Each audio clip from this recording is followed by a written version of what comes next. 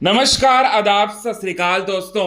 Big boss 18 के upcoming episode में ईशा सिंह ने फेंका चाहत पांडे के चरित्र पर सबसे बड़ा आरोप लगाते हुए कीचड़। जी हां, चाहत पांडे को लेकर बोला गलत ईशा सिंह ने।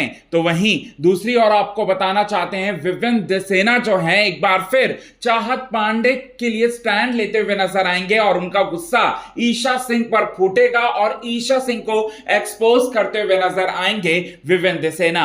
आज के खास रिपोर्ट में यही बात जो है आप सभी दर्शकों को बताना चाहते हैं पूरे विस्तार से। जैसे कि आप सभी दर्शक जानते हैं कि अविनाश और चाहत की बढ़ रही है दोस्तों नजदीकियां, और इसी नजदीकियों से कहीं ना कहीं ईशा को अब जलन होने लगी है, क्योंकि ईशा जो है अविनाश को पाना चाहती है, और ना सिर्फ अविनाश को पाना चाहती है बल्कि अविनाश को अपने साथ रखकर पूरी तरह से जो है गेम में आगे बढ़ना चाहती है, और चाहत के होते हुए ऐसा नहीं हो पा रहा। तो यहां पर इसीलिए आपको बताना चाहते हैं दोस्तों, यहां पर बहुत बड़ा ट्विस्ट आपको देखने को मिलेगा कि ईशा सिंह जो है अब अपनी जलन को अपने अंदर दिल के अंदर दबाकर नहीं रख पा रही है, और वो सबसे बड़ा बयानबाजी जो है वो कर रही है चाहत के खिलाफ। चाहत को लेकर, चाहत के चरित्र को लेकर सवाल उठाते हुए नजर आ रही है, और गार्डन एरिया में बैठकर सभी को चाहत के अगेंस्ट में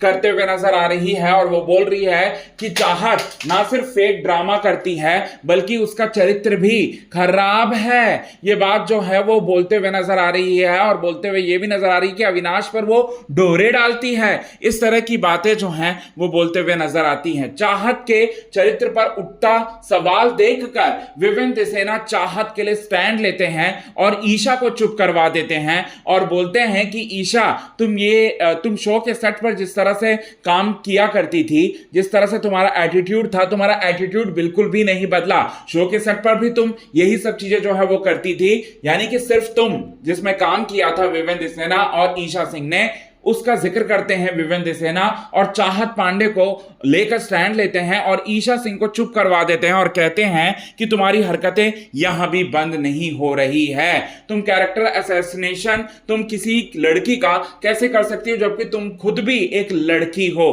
यह बात बोलते हुए चाहत को सपोर्ट करते हैं, ईशा को सपोर्ट ना कर ईशा को करारा जवाब देते हैं यहां पर विवेन दिसेना। तो ये चीजें आप सभी दर्शकों को अपकमिंग एपिसोड में देखने को मिलेगा दोस्तों।